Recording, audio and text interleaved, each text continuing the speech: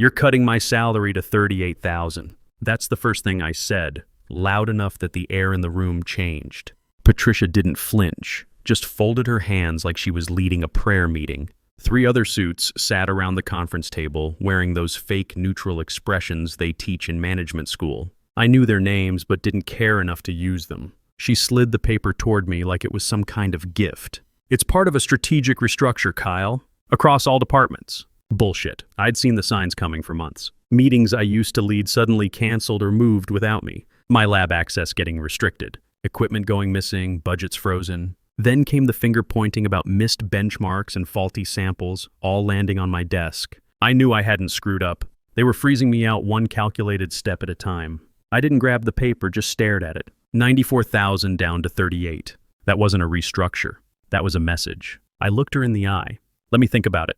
Patricia tilted her head like she was surprised I didn't immediately argue. One of the suits finally spoke. Some guy from finance, I think. We're hoping you'll stay, Kyle. We know this is a tough ask. I gave him a tight smile. Yeah, real tough. And I walked out. My name's Kyle Brennan. I'm 49, divorced 3 years now, live just outside Cincinnati. I've got full custody of my 11-year-old son, Austin. He's got Crohn's disease. Chronic pain, hospital visits, medications that cost $4,200 a month. Insurance covers maybe half. That pay cut wasn't just insulting. It was a test. They thought I'd take it because I had no choice. They thought they had me by the throat. I got into my car, closed the door, and sat there gripping the steering wheel. My hands were steady. Heart wasn't racing, because I'd seen this coming. I just didn't expect them to be this sloppy about it.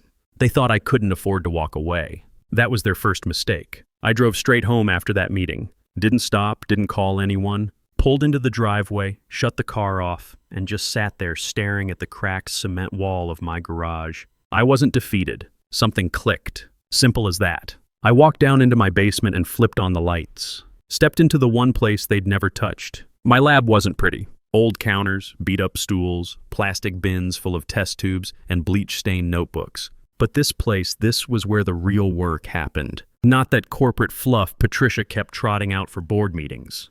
I'd been with Texan Industries 14 years. When they handed me the sanitation chemical line, it was dead weight. Nobody wanted it. Sales were garbage. Reviews were worse. I put my head down, built better formulas, tested them myself, and turned that division into their top revenue stream within 4 years. The big secret? Most of my breakthroughs happened down here. Late nights after Austin was asleep, me scribbling formulas and running tests with gear I bought myself. Couldn't risk waiting on slow approvals and budget red tape. I had work to do, and I didn't owe them my weekends. That night, I grabbed my old employee contract. I'd read it before, but not like this. I sat at the kitchen table, circled lines with a red pen, and zeroed in on a clause I'd skimmed years ago. Company IP includes all work produced during designated hours on company premises with company resources. That was the loophole. Every single one of my real breakthroughs was made on my own time, using my own setup. And I'd been smart enough to track it all. Time-stamped videos, receipts for equipment purchases, lab logs with dates and times. I even had Austin in a few of them, sitting at the counter eating cereal while I mixed test batches of quaternary ammonium-based surfactants. That's when I called Neil Hoffman, sharp patent lawyer out of Columbus, specialized in chemical intellectual property. Filing fees ran $1,200 per patent. Examination took 3 months minimum. We kept things quiet. I emailed him updates through a dummy account, met in person twice, always off the clock. I gave him everything. Samples, notebooks, footage. Let him work. The morning after the pay cut stunt, I called him. No greeting, no small talk.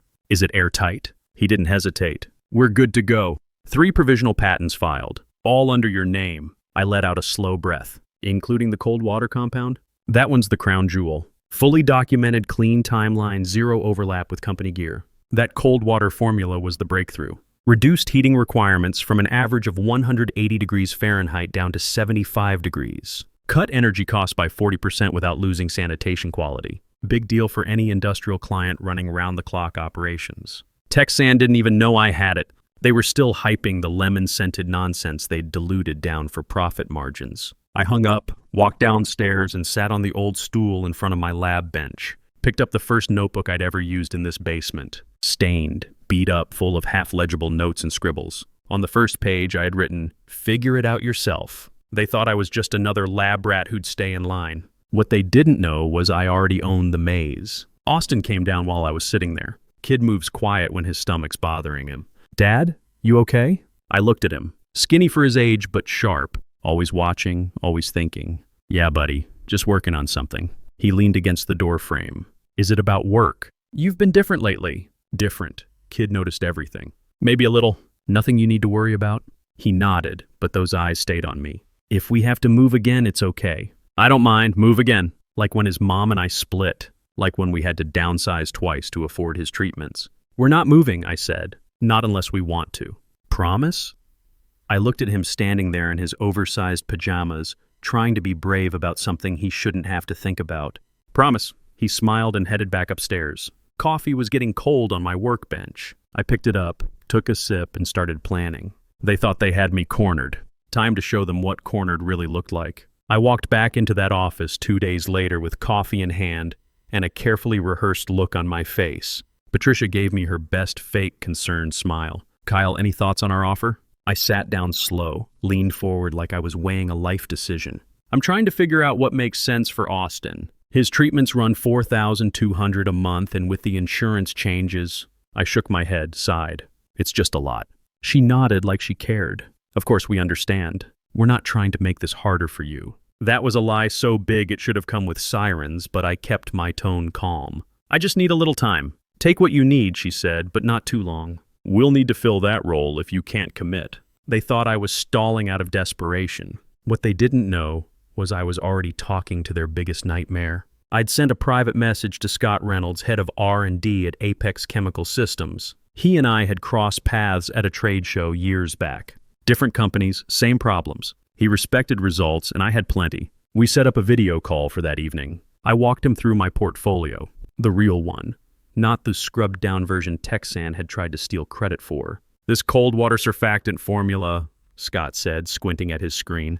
You're telling me this maintains full bacterial kill rates at 75 degrees? Tested it myself. Pseudomonas aeruginosa, Staphylococcus aureus, E.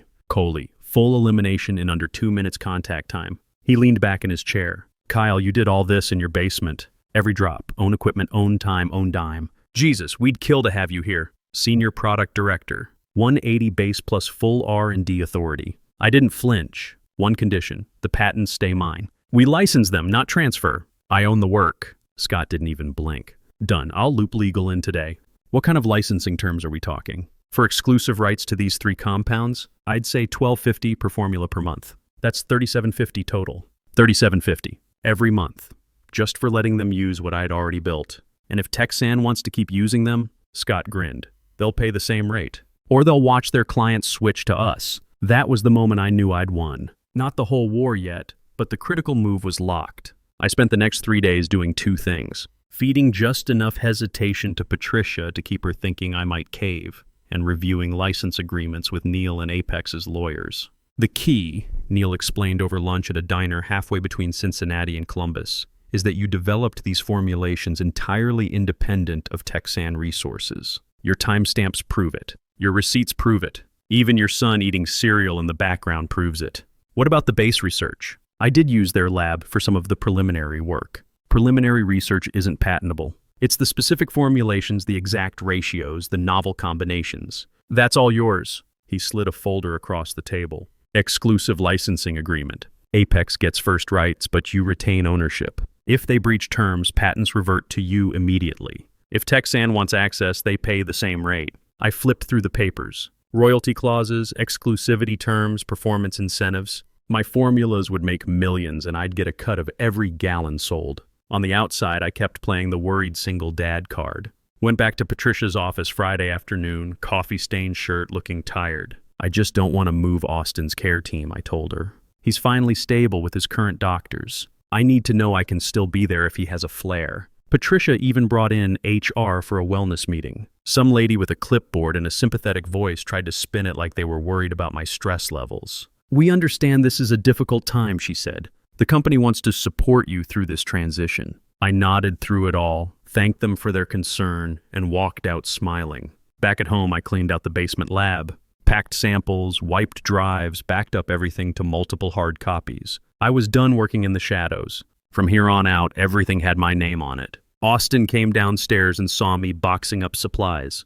Are we moving again? I looked at him and smiled. Nobody, we're moving up. What does that mean? It means I'm about to fix some things that have been broken for a while. He scratched Duke behind the ears. We'd gotten the dog 2 weeks earlier. Scrappy little mutt from the shelter, missing half an ear but tough as nails. Is Mom going to try to take me again? The question hit me sideways. His mother had been making noise about custody ever since she heard about the pay cut. Lawyer calls, threats about my ability to provide stable housing. Not going to happen, I said. Trust me on that. Okay. He headed back upstairs, Duke following. Dad? Yeah? I think you look different lately. Like you're not worried anymore. The kid was right. I wasn't worried. I was ready. Monday morning, I buttoned my navy suit jacket and looked in the mirror. Shaved, pressed, polished. I looked like I was going to court, because that's what this was, just not in front of a judge. I drove to Texan headquarters with no music, no distractions, just the sound of my breathing and the soft scratch of a manila envelope sliding around in the passenger seat. 3 licenses inside, 1 for each formula. I parked in the visitor lot, walked through the front doors, and ignored the receptionist's fake smile. Patricia's assistant saw me coming and stood up like she was about to block me. I've got a meeting, I said without stopping. But she's not. I pushed the boardroom door open. 7 people inside. Patricia, 2 from legal, 1 from operations, 3 guys I didn't recognize. Didn't matter. I walked straight to the head of the table and dropped the envelope right in front of Patricia like I was delivering a summons. Licensing offer, $12.50 per formula per month. That's $37.50 total, starting immediately. Nobody said a word. A C was humming. She didn't touch the envelope, just sat back and crossed her arms. You don't own these. I opened the envelope, pulled out the patent filings, and spread them across the table like playing cards. Actually, I do. Filed, time-stamped, and documented. Every compound developed outside your walls, off your clock, with my own gear. One of the legal guys leaned forward. That's a stretch. You use proprietary data in some of this testing. We can tie it back to the company. I looked right at him. You can try, but if you push this, discovery's going to get messy. Pretty sure your servers still have Patricia's emails about phasing me out quietly before the 3rd quarter. That's just the tip. Patricia's jaw tightened. What exactly are you saying? I'm saying I've already accepted a senior director position at Apex Chemical. My start date's Monday. These licenses are exclusive. You've got until Friday to sign. After that, they're gone. The room stayed quiet for about 10 seconds. Then one of the unfamiliar guys picked up a sheet, skimmed it, and said, if this formula works as claimed, we're going to lose half our margin without it. Patricia finally spoke, her voice low and tight. We made you. You don't walk away from everything we invested and hold us hostage like this. I leaned in. No, you underestimated me. That's different. She stood up like that was supposed to rattle me. You've got a kid, right? Crohn's disease. What happens when your new job doesn't work out? What happens when the insurance lapses and you can't cover his treatments? I smiled. What happens when your board finds out you let the company's top IP walk out the door and gave the competition full market access? One of the younger execs finally asked, are you open to an annual licensing deal instead of monthly? I shook my head. Nope. Monthly keeps you honest, keeps me in control. You want stability? Don't screw me next time. Patricia's mask cracked completely. This isn't over. I picked up the empty envelope and walked to the door. For you, maybe. For me, it just got interesting. I didn't even make it to Friday. They caved in 2 days. Neil called me Wednesday afternoon. Contracts signed, funds wired, licensing deal active. $37.50 a month, every month, just to keep using the formulas they tried to steal for free. What about Patricia? Funny you should ask. Word is she's out. No press release, no big goodbye. Just gone. I knew what that meant. Somebody higher up finally looked close enough to realize how bad she'd screwed up. Friday rolled around, and for once I wasn't scrambling. I had a real paycheck coming from Apex, licensing income from Texan, and more leverage than I'd ever had. So I took the afternoon off and picked Austin up early from school. He came running out with his backpack bouncing off one shoulder. What's going on? Did I forget a doctor thing? Nope, I said, unlocking the car. Figured we deserved a break. He buckled in, gave me a look. Are we celebrating? Yeah, I said. We are. We hit a burger spot off the interstate. Place with real fries, none of that freezer bag stuff. Austin got a triple cheeseburger and a milkshake that was more candy than ice cream. I didn't even care about the sugar. He was smiling. For the first time in months, I saw the kid under the diagnosis. Dad, can I ask you something? Shoot. Are we going to be okay now? Like really okay? I looked at him across the table. 11 years old and already worried about things he shouldn't have to think about. Yeah, buddy. We're going to be better than okay. Because of the new job. Because I finally stopped letting other people make the rules. He nodded like that made perfect sense to him. Maybe it did. The first time I walked into my new lab at Apex, I didn't say a word. Just stood there a second, taking it all in. My name was on the glass door. Real lab, real team, real budget. No one second-guessing whether I belonged there. Scott walked me through the facility. You've got full control here. Hiring, testing, project flow. If something works, it moves. If it doesn't, we scrap it and pivot. No dragging ideas through 5 layers of politics. The team was sharp. No egos, no game playing. People who gave a damn about doing the job right. We worked fast, clean, and honest. 2 weeks in, I was reviewing batch reports when my phone buzzed. Unknown number, local area code. Hey, it's Brandon from Texan. I was in your division. I remembered him. Smart kid, mid-20s. Stayed out of drama, actually knew his chemistry. He cleared his throat. Figured you should know. They're trying to reverse engineer your formulas. Word is legal thinks if they tweak a few compounds, they can work around your patents. I sat up straight. They won't pull that off without serious exposure. Yeah, well, new management doesn't care about exposure. Just numbers. Places falling apart, Kyle. 6 chemists quit last week. I'm pulling 16-hour days trying to fix broken batches with half a team. You thinking about jumping ship? Maybe. Depends. I didn't hesitate. Come work for us. You're sharp and you never played games. We do things different over here. You'll get respect, decent hours, and your name on what you build. Seriously, dead serious. Scott's always looking for good people. 2 weeks later, Brandon was on our payroll. He walked into the lab with a duffel bag and this look on his face like he hadn't taken a full breath in months. You saved me from that place, he told me. That's when it clicked. This wasn't about Patricia anymore. It wasn't even about revenge. It was about building something better than what we came from. Texan had built a system that drained people dry and buried good ideas. We were building the opposite. 3 months in, I started hearing the rumblings. Clients were pulling out of Texan left and right. Their support lines were jammed. Reps were panicking. Word was they were trying to duct tape together a cheap imitation of our bundled system. It wasn't working. You can't reverse engineer an ecosystem with a few tweaks and a half-trained intern. Then Neil called with news that made my day. Guess who came crawling? I knew before he said it. Texan reached out. They want to discuss a buyout. Quiet, no public noise. I leaned back in my chair. What kind of numbers are we talking? The kind that would make you very comfortable. Scott's interested. Says it would give Apex the manufacturing capacity they need to scale up your bundled platform. At the next executive meeting, Scott brought it up. Should we hear them out? I nodded. Yeah. Then I looked him dead in the eye. But under our terms. The preliminary meeting was set for the following week. Same Texan building where Patricia had tried to cut my throat a year earlier. But this time I wasn't walking in as the guy getting cornered. This time I owned the room. Austin came by the office that evening. Duke jumped out of the car before he even opened the door. I was still getting settled in my new space. Half the shelves were empty, whiteboards clean, but the view was good. You're going to be the boss of your old company? He asked, dropping onto the couch. Something like that. He scratched Duke behind the ears. That's pretty cool. Think you'll be nicer than they were? I laughed. I think I can manage that. Good, he said. Nobody should have to work for mean people. Out of the mouths of babes. Kid was right. Nobody should have to work for mean people. And after next week, they wouldn't have to. The numbers were adding up in my head. Licensing income, Apex salary, buyout terms. For the first time since the divorce, I wasn't looking over my shoulder at medical bills. Austin's treatments were covered. His college fund was growing.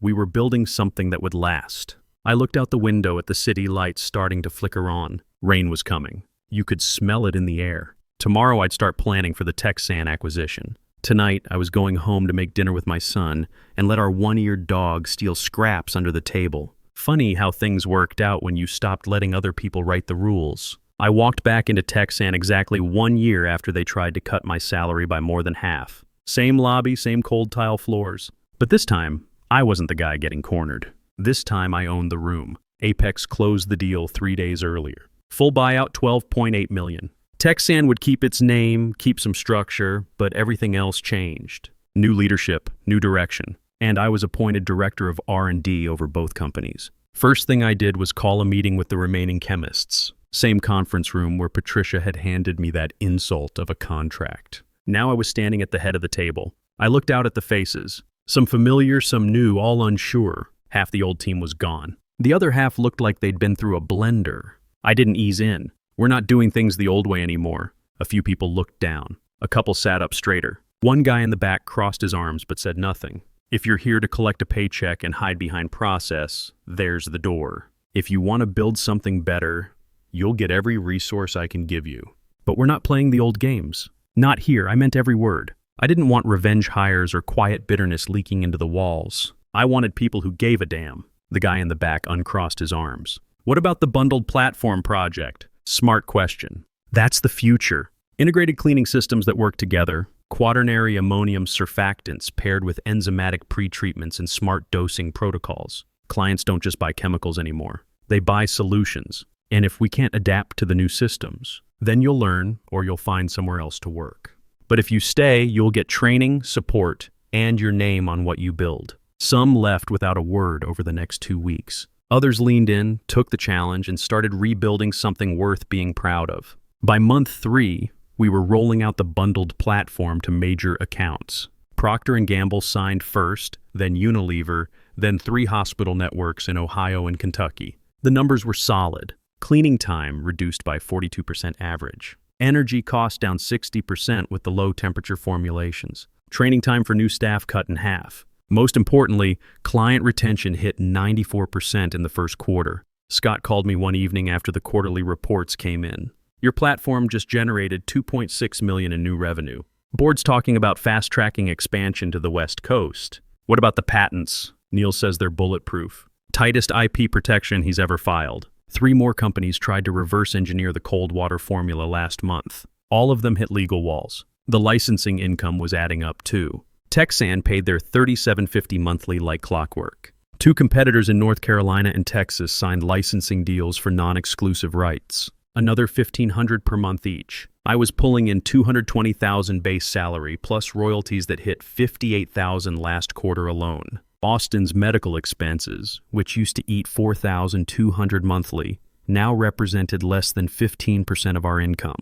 His health was improving too. New specialists, better medication protocols, nutritional support that actually worked. Kid had gained 12 pounds since Christmas and was talking about trying out for middle school baseball. "Dad, can I ask you something?" Austin said one evening. We were in the garage working on his science fair project. Chemistry demonstration using color-changing pH indicators. "Shoot.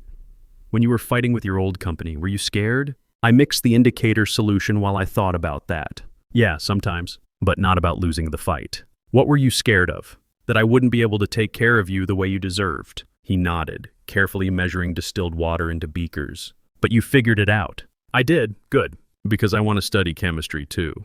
Maybe work with you someday?" I looked at him, bent over his notebook, writing down observations in careful handwriting. "You sure about that?" "Yeah. You get to solve problems and help people, and nobody can take your work away from you." Smart kid. He was right on all counts. 6 months later, industry trade publications started taking notice. Chemical Week ran a cover story, "The Bundled Revolution, How Integrated Systems Are Changing Industrial Cleaning." My name was on the byline as co-author. The article highlighted our platform's impact across 12 major facilities. Energy savings averaged 58%, water usage down 34%.